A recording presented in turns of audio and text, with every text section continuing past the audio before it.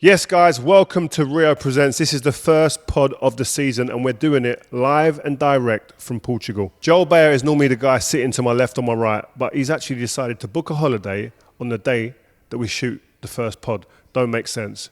You make out what you want of that. Get in the comments and hammer him, please. But I've decided to bring a couple of my old mates in with me.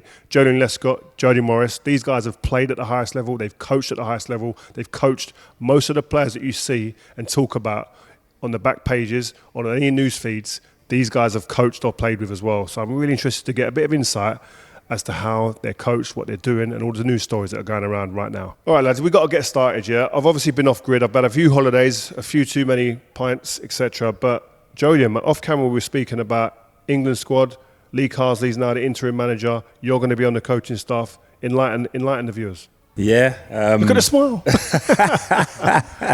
No, obviously close with Lee and Ash and Tim. Got asked to go back in there since Lee's been made interim, so it's not a job you get. So you was a coach. You was part of the coaching team with the under 21s. Yeah, I was part of the staff. 21s, hugely successful.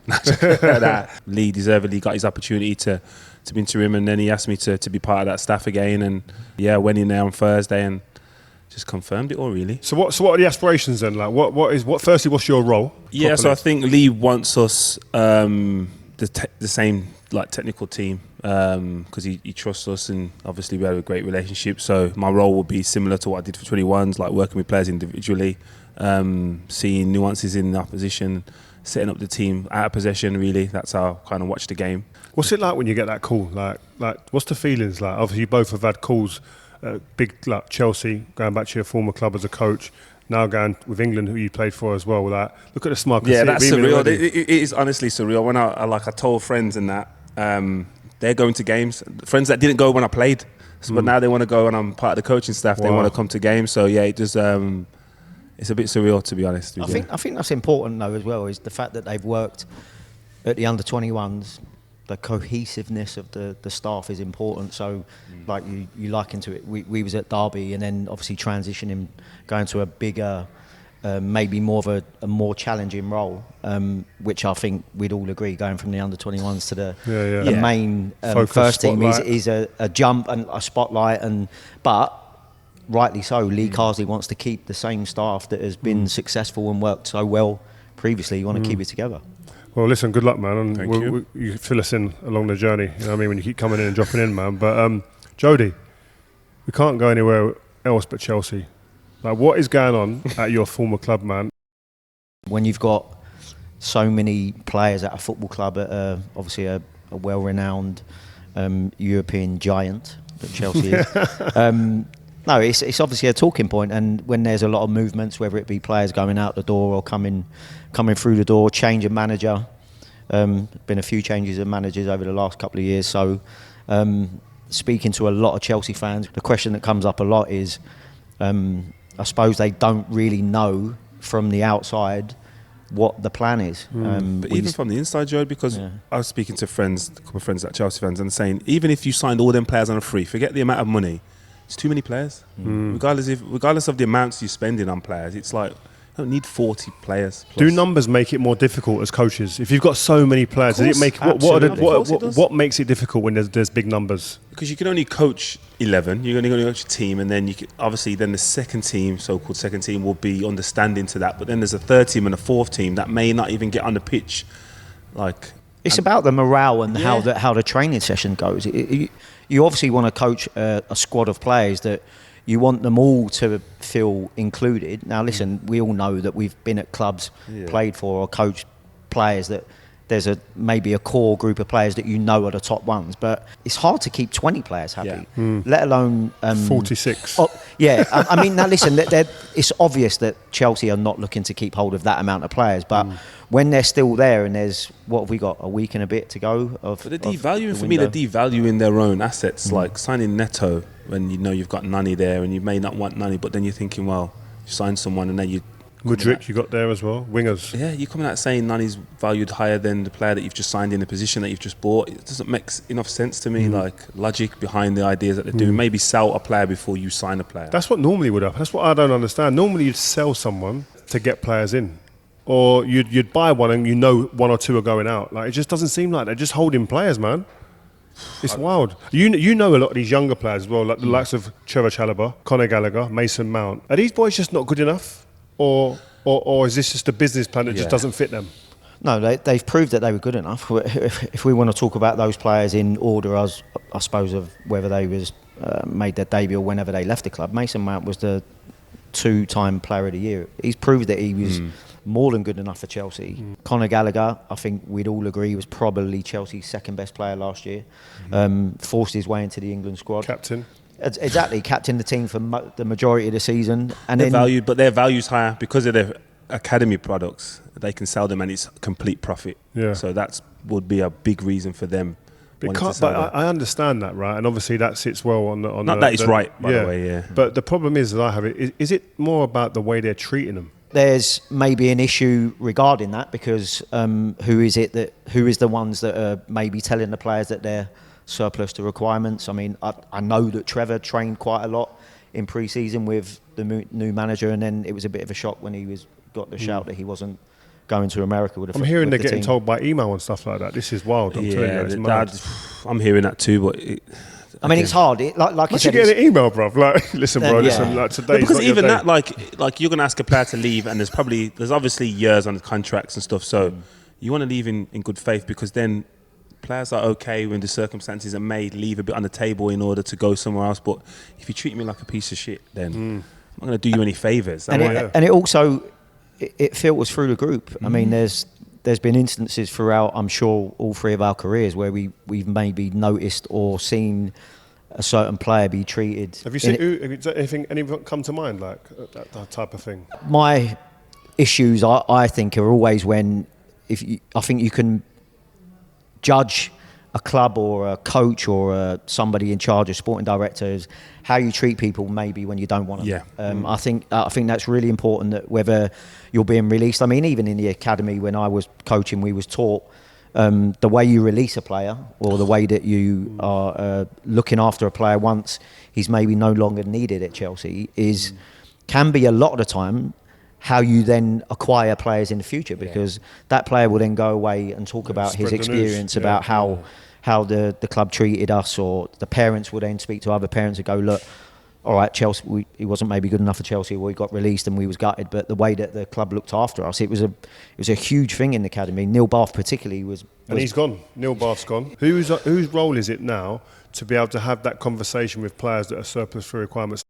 If I'm a sporting director, I think it should be the person that has the closest relationship with the individual that you want to release, because then he knows it's coming from the right place. Do you know what I mean? Like, if you don't get on with the coach or the sporting director and they're delivering you the message, instantly I'm frustrated. I honestly think it's a joint cohesiveness as far as, like, I think it should be everybody that has been in contact with a player. And now, obviously, you ain't going to get certain coaches or certain members of staff that are going to be releasing players. But even if you're a manager, I think if you're coming into a new club and you've worked with players for however long, could have been a week, could have been a year, I think that there's even the human element of I've actually worked with players, and you go, well, listen, this may not be my decision, by the way. Sometimes the manager... You've had these conversations. Yeah. The club's decision. Absolutely. I'm guessing some of these Chelsea players isn't Enzo's decision. I'm guessing it's the of club's course. decision, And he would. We all know that. I mean, it looks like, I suppose, that the manager's coming in to coach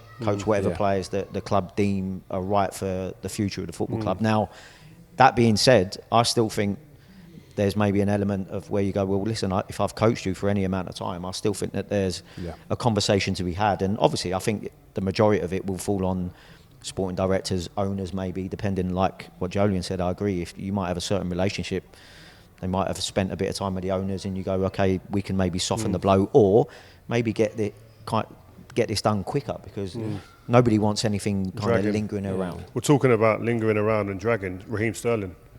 And I've got a couple of quotes here from his camp. One of the quotes was, our expectation was that Raheem would be involved in this weekend's fixture in some capacity. We look forward to gaining clarity on the situation. And that goes back to the point we're talking about. There's nobody delivering that message with any clarity. And from what I'm hearing, he's got no understanding of where his situation lies. He hasn't had anyone in the hierarchy come to him and say, listen, right, you're surplus to requirements, we want to get rid of you. And what I'm hearing is that his actual the last conversation that was had was like everything's fine. But with who? Not the manager.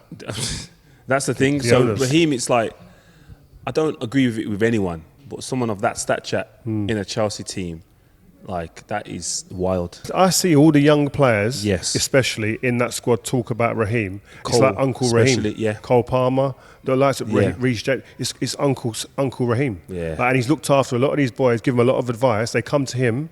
So when you kick that guy in the change room, all of them are going to limp at some point, and they ain't going to take it well. And you create a problem in your own dressing room by not dealing with these things in the right way. Because the right positive dialogue. effects he can have equally can turn negative when you do them kind of things. And we've all been there and experienced that. So Well, it's like we touched on. It's like Chelsea are a very young group. He's probably one of the most experienced. Now that they've lost Thiago Silva, you're going, who else has achieved in the game maybe what Raheem has? I mean, going back to that point, I think it was the Sol Campbell one where he clocked how the club treated Gary Mabbott. And he said he never ever forgot that. Now you can have that. Now we all saw years later Sol walk out of Spurs and go to Arsenal. for free. Now you never know what kind of effect that these kind of things can have on the rest of the group going forward. What effect does that have on people like who are somewhere else in the football club? You was a coach of the under-18s team at one point, and you see stuff like this. What effect and impact can it have on you, because you know that the younger players are looking at that situation as well? In fairness to the owners, the new owners, I should say, this sort of stuff has been going on previously as well. We have been selling our bright talents. You only got to look at Mark Gurhey, Tammy Abraham, Solanke. Fikayo Tomori. yeah, but it was Dominic cleaner Solanke. though. Yeah, There was a lot and cleaner. It wasn't done in such a short amount of time as well. But like you're right, it can filter down, and it can be when you're looking at signing a player who's maybe under 13, under 14, under 15, and they're going, the parents ain't silly. You'll get a lot of Chelsea fans that are parents of some of the boys that are at the club now, and they're going, oh, hold on a minute. Yeah, that could be my son in 4 years. time. Exactly. You never know what might happen. 100%. And we all know Trev, Connor, Masons, all those guys, they've been at the club since they were 6, 7 years of age. Are the players that are coming in better than them? That's the big point as well. Are the players that is Enzo a much better player than, say, Conor Gallagher? Is Caicedo? Is Lavia? Are these players much better that you have to shift them and get rid? Well, I mean, the way that I think you would maybe look at it this season, if Connor is to leave and go to maybe whoever it is, Atletico Madrid or something, you'd probably look at it the other way, where he played with Enzo and Caicedo last year. You'd probably look at Dewsbury Hall. You'd maybe look at Trevor Chalobah, who was the best defender for us at the end of the season. You'd probably look at the centre-halves that have been brought in. Have any of them performed better than Trevor did at the end of the season?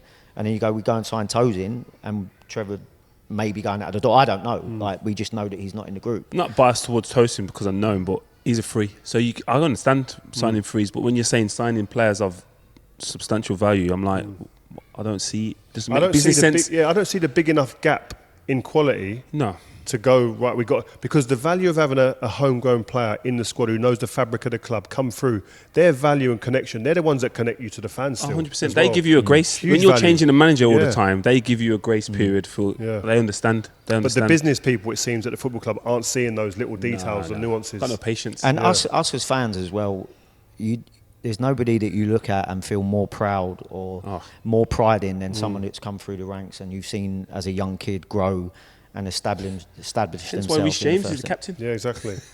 Yeah. Listen, before we move on from Chelsea, we spent a bit of time on him, but Cole Palmer, 9-year deal. Who is that best for? Even a quick giggle straight away. Who's that best, club or player? It's got to be him. The fact that he signed, 7 years? And he earned a new one within 12 months would proven that in another 2 years, he could potentially sign a new one. So I thought initially when you give someone that long of a contract, it protects you as a club to not even talk about anything The new for deal, 4 years. Yeah.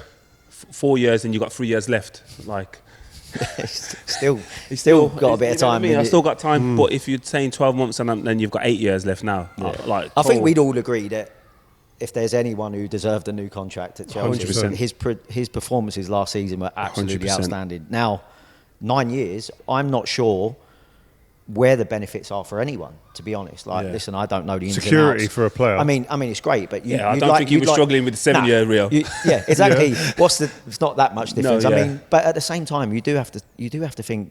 Okay, now I think it's great for the player as far as having security, but I still think it depends on how the deal's structured. Yeah. If he's not incentivized, or he might do great for 2 or 3 years, and they might not feel the need. as Or they might not do generous. great, and they might keep him. So again, listen, but as a player, if someone's saying 9 years, you're not going to say, give me 7. There's got to be the ability to be able to jump wages-wise. And my one hope that he's got locked in there is he can jump wages-wise within that 9 years. Yeah, but it won't be individual achievements. It'll be based on, if we're not in the Champions League... Yeah, you're at a base rate and... Yeah, or I have to go. Yeah, because, yeah. Listen, I know Cole, but I'm not saying this is part of his contract, but I'm sure he wants to play Champions League.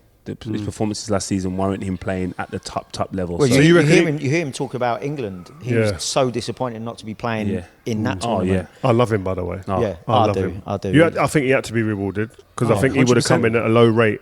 I just hope he's in the top third of earners at the football club as well. I think that's so high, random. I think at the minute, because again, it was previous owners, new owners' strategy, like previous coaches that would probably wanted players for different reasons. So like Raheem, I think he's only going there for Thomas Tuchel kind of thing, and for the money. The money was mad. But I don't think Raheem was getting mad. Yeah, but I don't think he was struggling at Man City. You know what I mean? I think if he signed a new deal at Man City, he's not struggling, is he? So I don't think it was for the money. But I just think it was a lot of other reasons. But in regards to Cole, I think the structure at Chelsea is so random. If he's not happy though, he can always go back to Manchester United, isn't it? Where the club he supports, isn't it? You can. Man United. Back to United. When was he at United? You literally just said you want him to. He wants to play Champions League football. Yeah, but he will be soon. He will be soon. Man United building, man. You work with Cole. What? Give me his strengths. Who is this guy? His belief in his ability. Because one thing I always say to my mates when they say to me, "What's Cole Palmer like?" I say, "I don't know him. I just see him. He waved at me a couple of times on the side of the pitch, but he chats to Joleon because Joleon coached him at the 21s. But he's out there warming up before a game, having a shot, putting a bit on it. We don't have that relaxed. No one from our era, I would say. Probably Wayne was probably Rooney's the closest to having that just demeanour of just. But he's taking shots before in the warm up, and then looking over at Joleon and going, getting jokes. I couldn't be like that. No, but that's probably that is the way he obviously controls his mentality and his calmness, because it's the same as he plays. But yeah, he's definitely loves the game, so that's never in question. What's his ceiling? How big can he be? As big as anyone, because he's as talented as anyone. So it's just now replicating it. He performed in a group last year that underperformed throughout the team, and he was head and shoulders above. Now, even when he then goes into the England team, who have some superstars in it, he looked like he wanted to stick his chest out and go, get me on the pitch. And that's the thing. I think he has that natural belief and I can be the best. I think you need that when you're that type of player. But even some of the things that we just saw him do there on the pitch, I think he's still improving and still going to get better and better. There's more to come, innit? Physically, there's still more for him to come. You see him in the gym in the off season, which I really liked seeing. He was 2 days after the. He's starting to realise that, because that was probably one thing he'd never had to do because he's technically and he was just superior. But you've seen him as a young kid, yeah? Is he doing things now that you saw all the time as a kid? Has he just brought it to this stage? Yeah, now? he's just been able to go, okay, I can do them things, and he's making better decisions. He was making decisions based on, for him, when I was seeing him younger age groups, he was like, well, I remember that. I want to do this. It's not that it's the right thing, and it worked. More often than not, it would work, but it still wasn't the right thing. It still wasn't transferable to first team. And then all of a sudden, he gets in the first team and he realizes that doesn't work here. That's intelligence, isn't it? Yeah. Isn't it? So the ability to just recognize that straight away. He wasn't he wasn't making mistakes and then having to realize he just got it straight away and was like, this is what I need to do. You coached against him, didn't you? My sort of days was Foden, Sancho, people like not that. bad. Yeah, they tried. Team. They tried. They didn't quite match up. You won the league. Funny enough, he was manager of Lee Castle. Was he? And you buoyed him up. 5-1, I think it was.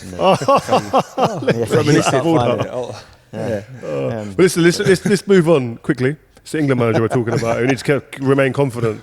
But let's go on to Man United. Where the real conversations start and when the real trophies start getting handed out my head.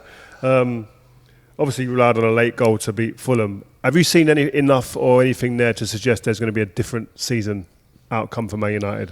Not yet. I mean, the fact that obviously the Charity Shield and then the first game of the season, it looked like you're playing Mace and Bruno almost as a, would it be rotating false nines or whatever it is.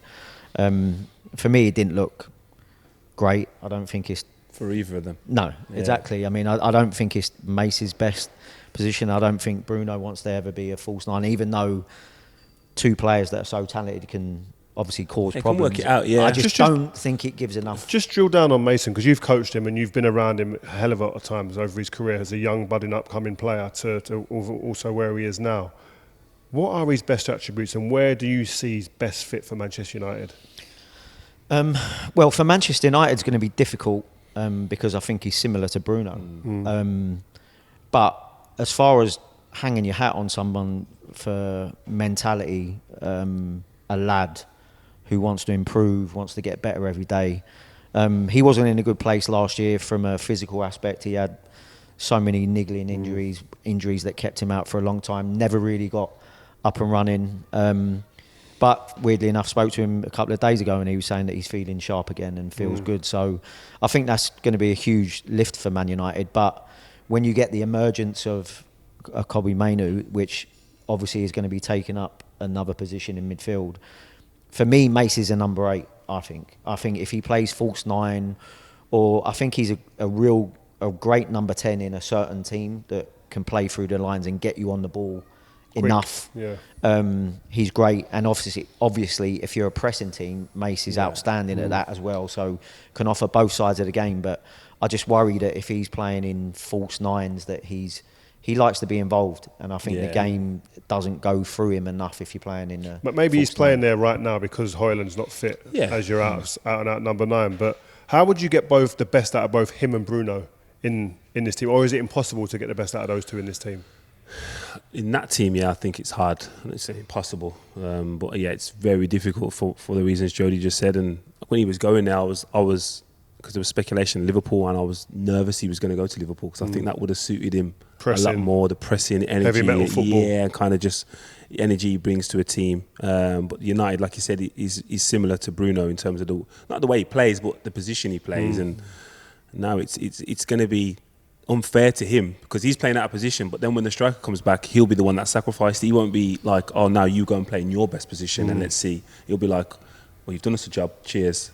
Now come and kind of sit next to me. Well, I remember at the beginning of last season, everything was about, and there was so-called pundits talking about that Man United are just way too open when you play Mace and when you play Bruno. Or name whatever. them.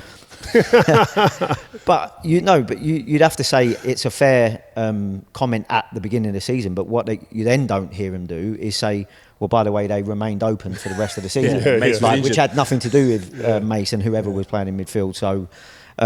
Listen, as far as going back to Mason Mount is concerned, I love the kid as a player, but also as a lad, and you wouldn't want you'd want him to do well. I mean, he's one of those that if you ever, like Joleon will, I'm sure, see soon if Mace gets back in the England squads and stuff, that you can see what the lad brings to trying to get him in, to a team. I think if he starts playing to the level that he can, and if he plays regularly, then he would be an England team. Talking about midfielders, I think that's one of the most important positions in the game right now is that CDM pivot type position. We see Rodri, one of the most dominant, best players in the world now, and how important he is both club and country, and you can go on. And this season you've seen Gravenberch start for Liverpool in that position. Obviously Partey can do that, Rice can do that at Arsenal. Rodri, I just mentioned. Caicedo, is he going to be the guy that does it at Chelsea? Mainoo, potentially alongside someone like Casemiro at Man United.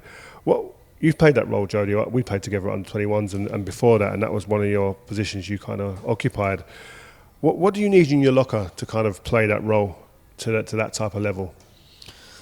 Well, I think if we're talking about elite, super elite players, I think you don't look past Rodri because he can do both sides of the game. Now, I think you see certain sort of defensive midfield players that are maybe in there because they want the ball to be travelling through them. Like Jorginho. Yeah, maybe. Like a Pirlo, people like that. They're always deeper just because you want the ball to be going through them and they can distribute it and really dictate the rhythm of a game. Now, I think the best ones are not only the ones that can do that, like Rodri, and dictate the game with as far as the tempo and distributing the ball throughout the throughout the team, but are the ones that can break up play and intercept. And I also think the decision making gets overlooked in that position as well, because I think when you are intercepting balls and you're winning it back, the ones that are the real bright midfielders are the ones that realise what point in the game is winning it back and looking to hurt straight away because the team is open and disjointed where you can punish. Or is it one of the ones where you go, no, do you know what? We've had a bit of a spell without the ball here. Let's just keep it and let's make sure don't be a transitional team. I'm not affected by the crowd and play to the fullback rather than play to the winger. It's like, and it's like, no, that was the right pass for right now. So. But that's Can you coach that? Or is it just something? I think help people understand that more. Yeah, but it's you do have to feel it. You're a real player. That I think the best ones are the ones that not only can influence the game from how they're doing on and off the ball, but they can influence the players around them as well. So whether that be with the way that they're playing and the type of pass that they play and they take a sting out of the game, or whether it's vocally talking to players and making sure that then, like Joleon said, a great point, do not get swayed by the crowd. They see an opportunity, a striker or an attacking player might make a run and everyone's screaming for the ball to be played. But the difference between a good pass and a good ball. Exactly. People say it's a great pass, but now he's isolated. Now, three defenders round him. Now they've lost it. He's lost it. It's affected him negatively, so he doesn't want the ball the next time. Who was great at that when you guys played? Who did you look at and go, right, always made great decisions, always dictated the tempo? Xavi was the one for me. Like and Guardiola, to be fair, the ones that I played against in those teams, I always felt... You played against Guardiola? Are you that old? yeah. I was a young lad at this time.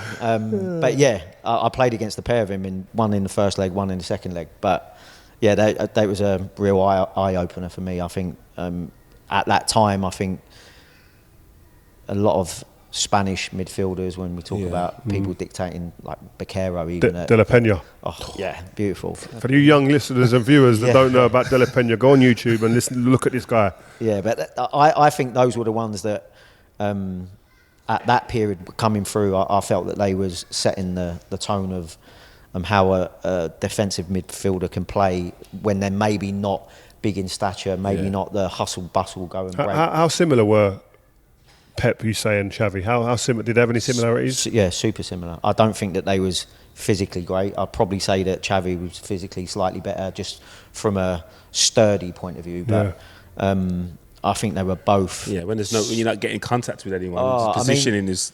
What was Pep great at then when you played against? Because a lot of people see him as a manager, don't know him as a player. Well, in the role that I played against the pair of them, I actually had to man mark both of them, and I man marked Xavi in the first one. You must have done some mileage.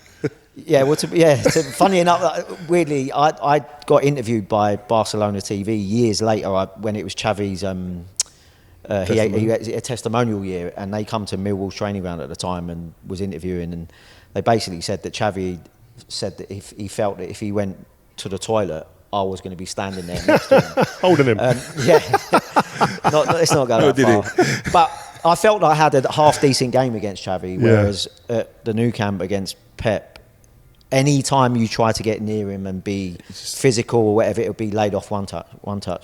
The minute you was arriving too late, he'd take a touch and look forward and pass by. Pass forward. No, it was just... It was a bit of a lesson in how to play the holding midfield. For me, those two were, when I went up against them, they were difficult to go up against. But I mean, everyone was waxing lyrical about Kobbie Mainoo. You're going to coach him soon. How much are you looking forward to that? And what can he be? Can he develop into being that player, or is he a bit more advanced?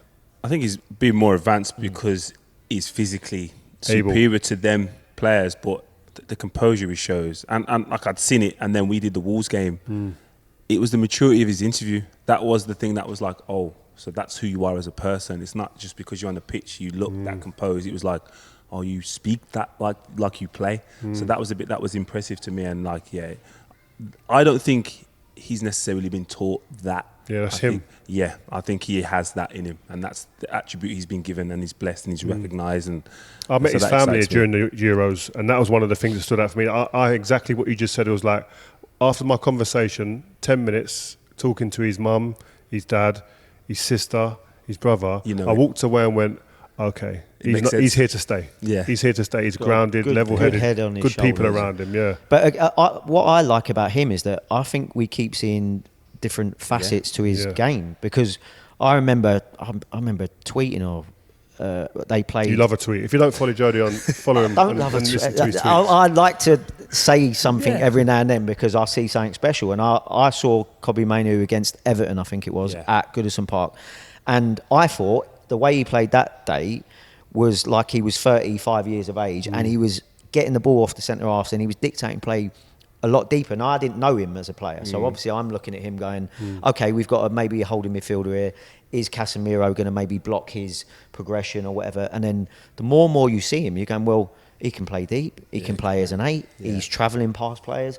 The tight areas which he was functioning in the Euro, like it was. And that's the thing. Like you can be comfortable in possession, but there's a difference between comfortable in front of your own goal when you know the consequences are severe. If I lose this here, we could concede. So to have that, I think that's a different skill as well. Can you explain that? Because we didn't play there. We know how scary it is. Man on. Training. Man on is fear. When your back's to play and the ball gets rolled into you and like sweat and heart attacks start happening.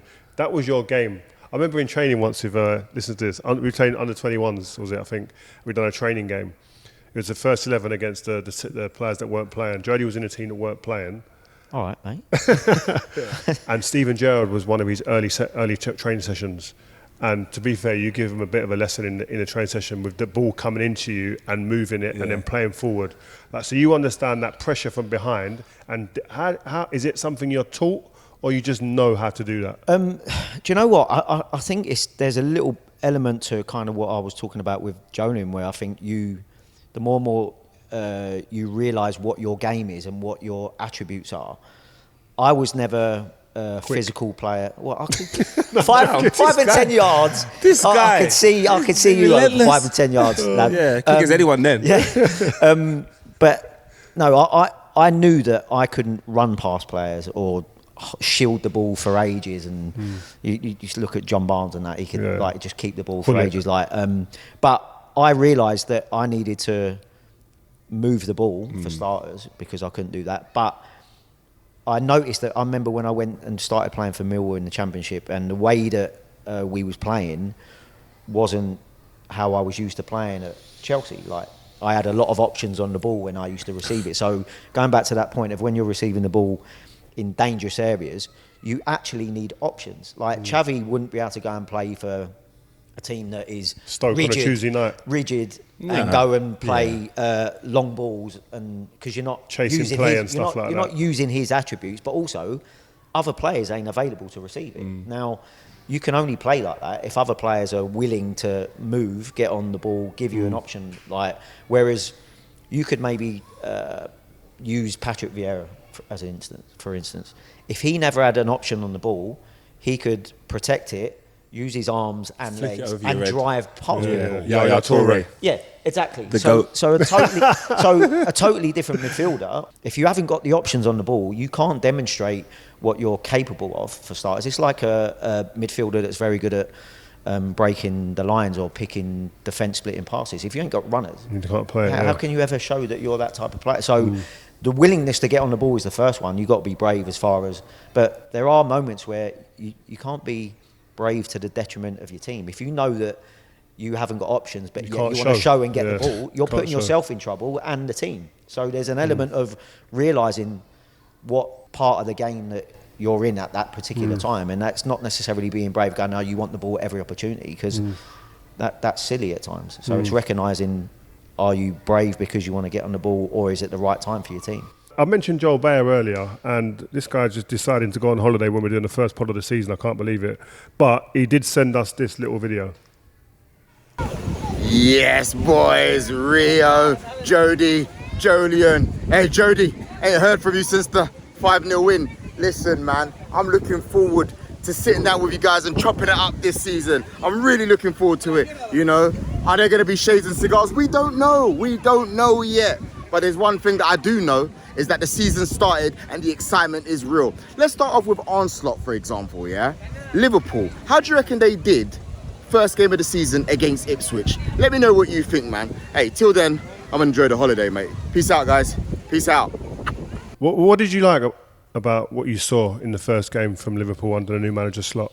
I did think the Liverpool team looked very much like the Klopp team. I know they're all similar players, but they went direct quite a lot. Yeah, exactly. And I think that's a sign of a great coach or manager, is that doesn't want to come and take away some of the great attributes that the team has, because Salah's probably one of the best at making those darting runs from out wide, in behind the centre halves from out wide, and I think they went back to front quickly enough to catch Ipswich on the back foot. But I saw a lot of what we expect to see from Liverpool, but I have to say I was really impressed with the post-game comments from the manager. No nonsense. Liverpool dominated the game and obviously could have won 5-6 in the second half, but I like the way he came out and just literally, well, he explained what he said at half-time, where he said tactics mean nothing if you're not going to win your battles, win your duels. And but this is what he said, isn't it? He said, here, look, you don't need to speak about tactics if you lose so many duels. It's not just that Jarrell lost every duel. Many of us lost too many duels, but we needed Konate to win more big balls, long balls in the air. Like, to come out and just go straight, name players. But what's the impact that on a young Joleon Lescott? That's harsh. The only thing I would praise it for, I'm guessing he's told him that first. So it's not new to him. You never want to, as a player, you never want to come out and hear comments from the manager the first time you're hearing them. Like, if he's told me that as an individual, then I'm okay with hearing them out there. But yeah, the duels, I understand it. I was like, the decision was right, but yeah, it's not gonna. It's only going to go one or two ways, isn't it? It's going to impact him negatively, or he's going to think that isn't going to happen again. And the only thing for Jarrell I would say was concerning is that it was Liam Delap of the same age. If that's an experienced striker, then I would be like more okay with that happening, because it's new. You're in the Premier League, you first start the season, whatever. But someone of your same age, I'll be questioning, thinking, oh, that might be more impactful than it should be. So Joleon don't like it. You like it. No, but I liked it because the proof was in the pudding that he subbed him. I liked it because he's obviously said that in the dressing room. But he also did say it wasn't just him; it was everybody else. Now, if you've got a Konate, so he didn't pick anyone else though. So that's my point I'm trying to make. He didn't name them or sub anyone else. So that's but he was the only one that got subbed. So that's where I'm like, you can say that name because he's the one that he actually took off. Do you know what I mean? So I like it. I like honesty from managers that are not coming out and giving you whatever spiel that they think the fans of people exactly. need to hear. I quite like the honesty, and any time that I've seen him speak in pre-season, and obviously hence after the Ipswich game, I'm impressed with him at the moment. I think there's a job for the senior players, the Virgil van Dijks, the Mo Salahs, the goalkeeper Alisson. I think there's a job for those guys now to get round the kid. Absolutely. And to reinstill confidence and say, listen, we've all had this. But if a young kid got hammered by the manager or a loss of form, I used to take that on as my role in the squad to go, listen, guys, we've all been there. We all lose confidence. Well, I'll get hammered by the manager, but listen, he wants a reaction now. He wants to see what you can come with. So I think that's important. And I think for thinking back as a young player, I would like to see him get one more opportunity at least to go and rectify that situation and go, no, I can be dominant, I can win balls, I can win aerial challenges and be dependable. Because now obviously there's going to be a question mark now. Is he good enough? Is he strong enough? Is he dominant enough? And you've got Konate there. That's his forte. Yeah. And who wins that battle out of those two to become Virgil van Dijk's partner is going to be a big question. I think we can read too much into it. I think the lad proved himself last year. The fact that he was playing in front of some of these centre halves that were on the bench last year, I think he proved to not only the Liverpool fans and to himself that he's more than good enough to be playing regularly for Liverpool. And it's just one of those games where it didn't work for you. Exactly. Yeah. Who is the best partner for Van Dijk at Liverpool? Because I think that's going to be important. If they're going to want to challenge for anything, they've got to get a solid partnership. If you're saying it's Champions League final, you're saying Konate, aren't you? You're going to say experience. Yeah, and physical presence. And as a striker, and you're looking at an opposing centre-back partnership, you're thinking, there's not a weak link in them. Right? But if Jarrell's playing, you're thinking, I may target him over Van Dijk. Where if you're targeting Konate over Van Dijk, it's not easy, is it? So but you'd probably say that. The balance, though, it can be different, can't it? If you look at some, like obviously Van Dijk, there's no one that's going to be kind of more physical than him. He's an absolute unit. But it's always, I think it's nice to have a little bit of a contrast in centre half. Now I don't know how you guys felt about your partnerships or your favoured partnerships, but I always like a little bit of a contrast in the centre half. Do you know what I mean? Whether you wasn't as front-footed as Vidic, say, like he loved coming through the back of players, and I think about John Terry and Yeah. Carvalho, like very different. Your centre half partnerships, whether it be at Everton or Man City, I'm going. I imagine, was you more the ones that you'd like to be front footed, or would you? Yeah, it was different. Like when I was at Everton, my partner there, Jags, was kind of like, that was arguably as good as Vinny, not as successful obviously, but like good for different reasons. And then when I went to City, it was like I recognised, like you're saying, like a Van Dijk thing. I knew he was going to play. I needed to be his best partner. I didn't need to be the best centre half. Did you think that immediately? 100%. Did you? Well, not Wow. immediately, because he wasn't playing. It was like Kolo. Yeah, So yeah. me and Kolo was playing, and then Kolo got suspended, and I recognised Vinny was going to be the main player. So if we didn't work, I was going to be changed. So I made sure Not him. that, like, if whatever Vinny needs, whatever gaps that he needed filling, I can fill them. You know what I mean? 'Cause I was what, 4 years older, so I was transitioning out of being the front foot defender, wanting to get on the ball and do all that. It was like, no, my role in the team is this now. So I understood that. But for me, that's a sign of a good player. And I'm not just saying it because you're here, but the fact that you recognise, I think where a lot of players can go wrong in their careers or moments in their careers is sometimes still believing that what was previous with another partnership or another club can work at this particular time. I think the best players are adaptable, and I think the ones that, like you said, you recognise going, I'm going to have to do this because they'll be taking me out. Yeah. It won't be Vinny. So you're going, I'm going to have to adjust, whether that means you need to improve in other areas or you need to kind of stop doing certain things that you would do before. I think like you would play different with Vidic than I'm sure you would some of your other centre-half partnerships. I think it's a good point because I think, but it's not just centre-backs all over the park. Yeah, I think exactly. Jack Grealish is a great example. He's not playing for Man City and winning the treble and being a big part of that team if he's Aston Villa, It's Jack Grealish. Yeah, and absolutely. all the fans, everyone, the pundits are saying, he's not playing the same way. Well, if he played the same way, he doesn't play. Yeah. So he has to adapt. I was the same. When I played for England, my first game was Sven-Göran Eriksson. I was driving out with the ball. In training, I remember he walked off the training pitch with me after maybe 3 or 4 sessions and said, my centre-backs, Rio, don't run with the ball. That's one of the biggest parts of my game that made me different, that I was getting into teams with, why people were talking about me. That had to take that away from my game in an England shirt, especially, because I knew if I carried on doing that, I don't play, no play matter for how England, big my reputation is, you know what I mean? So you have to become adaptable, definitely. It's a great point, that. So even now, if we look at centre-half partnerships throughout the league, the ones, if you're looking at Arsenal, Saliba and Gabriel, who would arguably probably the most prominent partnership last year, Arsenal now go and sign a defender in the summer. Now, whether he'll play to the left of those two or whether it's to keep them on the toes, I think the best teams are ever evolving and maybe looking at where they can maybe nick those little bits of. It's true. percentage. Obviously, I think the left-hand side, if you were playing against Arsenal, you would probably say that's the area you'd probably focus on exploiting last season, and they're probably looking to shore that up. But at the same time, I always just say good, solid foundation defence wins titles. But when you look at the stats, it's actually the other way around. It's the teams that score more goals more often than not win the title. It's shown and been proven over the Premier League years.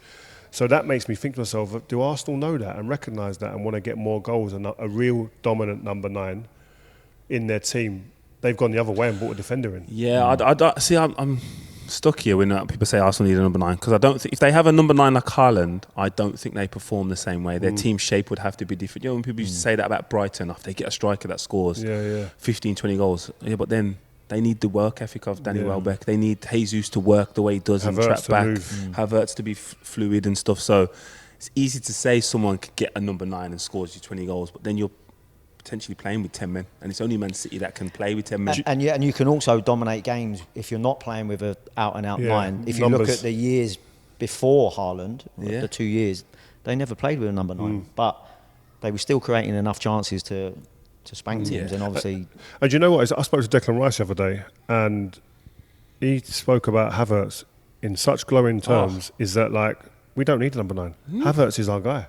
Like the confidence that he exuded off him about. He plays Havertz. up front for Germany, so it must be good. Yeah, and I was like, whoa, I didn't know you guys felt like that about him. But he was like, listen, bro. I think if you was to be critical of Kai, you'd probably say that for someone who does play as a number 9, last year was his best return in the league of, was it 14 goals I think he got? But he banged him late in later season. Yeah, Because the he start of the finished season great. he was playing in midfield, wasn't he? He wasn't playing More as as like a he's like a an 8. centre forward. He's not a number 9. He's a centre forward. He's a roving, moving centre forward. 10 goals in his last 15 games, so he'd done well end of the season. But I'm expecting big things just based on that one conversation with a player that currently plays with him. It's important when sometimes you hear they see every day, they see the little details in it. So well, 1 in 1. He's got 1 yeah, in 1. exactly.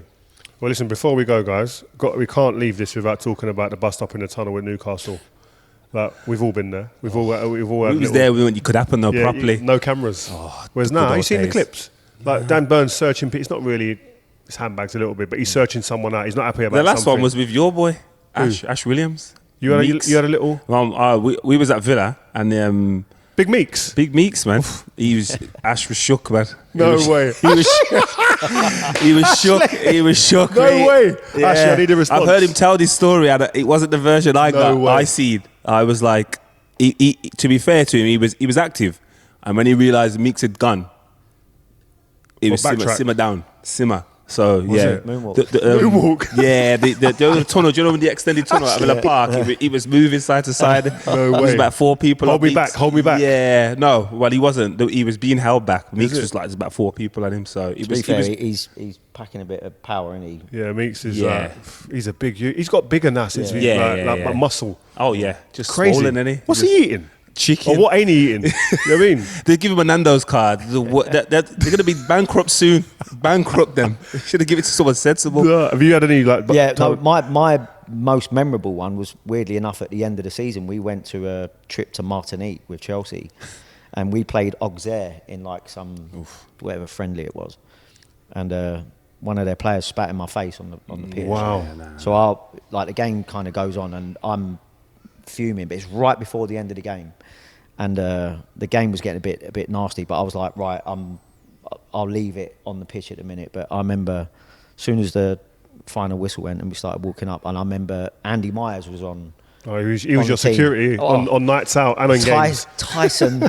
I went to Mizey at the end of the game. I went, Mizey, that fella spat in my face. Oh, them ones. Back me up. No. I knew him over there. I went. I'm gonna clean him out, so just so you know, be ready. And that was like music to his ears. He was like, so as we was walking up, I clumped him, and it just all went off. And I remember. Did you hit and run, or was you hit and stay? No, I didn't need to run. He was out. Like a light. But it was and then the rest of it all kicked off, and then it was there was like 22 of us in the middle of this tight little. Why Mizey could have? Is it the difference in someone who could have it but enjoyed having it? That's what's that. Wants it. Yeah, he wants it. Yeah, he wants it. Yeah, strong guy. Shout out Andy Myers. I remember last before we go, Robbie Savage he got emptied as well in the Man United tunnel. He barged me on the way up the pitch for no reason. I don't know why at half time. You weren't a fighter, Rio. That's not my game. I'm a lover, not a fighter. You're not a But fighter, if it happens, I'll put my toe in. I'll just go in like that. But with Robbie, I just had to just shift him up a little bit. It's not really a claim to fame because it's Robbie Savage. Yeah. No disrespect. And then Alan Smith come in and just put a couple of studs on his chest at the end. So, but yeah, it don't happen so much now because cameras are there. Back in the day, even the one we used to have with Pizzagate at Old Trafford with Arsenal, that was like our security was in the middle. It was mad, fists flying everywhere. It was like unreal. But regarding that Pizzagate, give us some more detail. Who threw the pizza? Cesc. I actually asked him. We had him on a while ago, and I said to him like, "What was the toppings like?" And he was like laughing and stuff. But he's actually a bit embarrassed about it now because obviously that's not his nature to be like that. But I remember I was walking off the pitch. I was talking to Sol in the tunnel, and you know at Old Trafford, it's a long tunnel, and then you do a left, narrow, and it goes like claustrophobic, narrow. You two can't walk together. No, we couldn't walk shoulder to shoulder down there. Well, maybe back in the day I could have, but corner flag. Yeah. But I turned the corner and I just saw a melee going off. So the Arsenal change room's immediately there. I'm seeing United players at the other side of it. So I'm like throwing a few punches to get through, moving people out of the way, then turn and facing. And I remember I had Lauren against the wall like that, and he's throwing the biggest one. Yeah, I went for the smallest right back, right. This guy. But like Sol was there, and we were just talking, and then me and Sol were screaming and shouting. But one of the security guards is holding Sir Alex Ferguson at the other end of the tunnel. He's trying to get in. Yeah. Like madness, like head gone, because the pizza's all over his face, like mad. Like it's just liberties. It was a liberty, seriously. And we didn't know. I didn't know at that time what it was over. Yeah. But obviously it transpired after that. Cesc just threw a pizza out the door and it accidentally hit the manager. Madness. Accidentally on purpose? Yeah, madness. Guys, that's been the first episode of Rio Presents. Great to have you on, Jody. Joleon, you're going to be joining us throughout the season. Can't wait to keep going and give us some old little stories, man. So always enjoyable. So listen, that's us from Portugal. Catch up soon. Thank you guys for listening to this episode of Rio Presents. Hope you've enjoyed the show. We'll be here every Monday throughout the season, so tell your mates and all get involved, man. If you've got a point you think we should be discussing or want to put us on the spot with a question you want answering, get in touch using the fans first at rioferdinandpresents.com email address or use hashtag RFP on social. Make sure you leave us a review and follow this Rio Ferdinand Presents feed and you'll never miss an episode. See ya on the next one.